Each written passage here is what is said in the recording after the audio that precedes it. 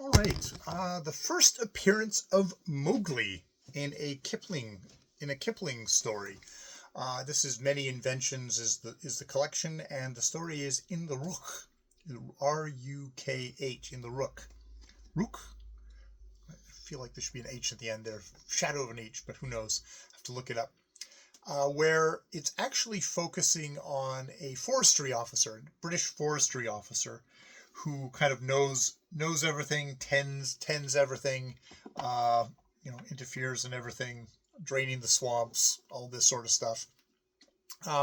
But also when there's trouble, he's there, and a man gets killed, head side of his head stoved in, and he's there, and it's like, it's a tiger, and as they're investigating this, a naked young man, kind of beautiful, steps out of the woods he doesn't have a high whining voice like most natives, but has the voice of an angel. So already he's kind of singled out that way. And indeed, he's not of any case. His home is the jungle, and his brown skin glistens. He is Mowgli. And there is a strange sort of kind of a little bit of a homoerotic thing about Mowgli and how pretty and angelic he is.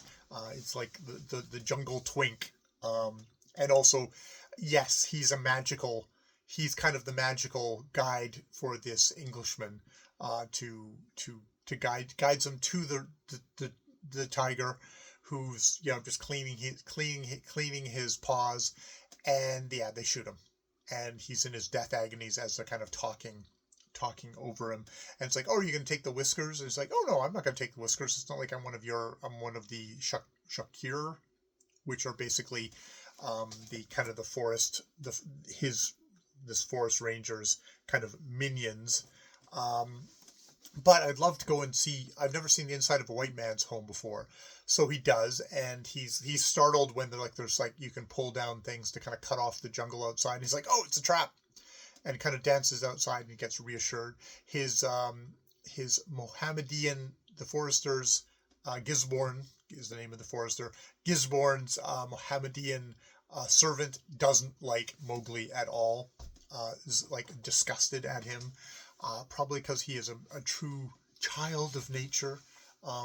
This is, I think, maybe where you get this whole thing. He's a native, but he's a special native. He's in touch with nature. He is a noble savage. I would wager my guess over this is another version of noble savage, where it's like not like a corrupted native with their pagan belief, with their non-Christian beliefs. This is somebody who is in tune with nature, which always appeals to the white audience, white Western audience, and the idea of if we strip away all the corruption, which is of course anybody else's culture is corruption, you'll find the noble savage underneath.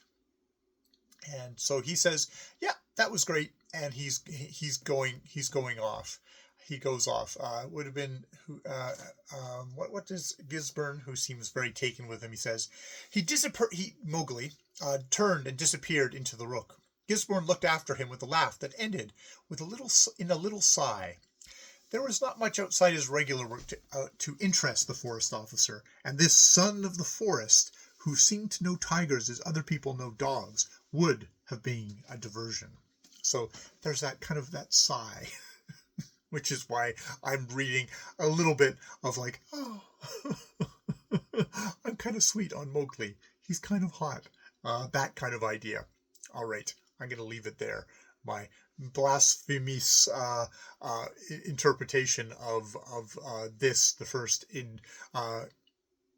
appearance of Mowgli. We'll continue on the rest of In the Rukh tomorrow.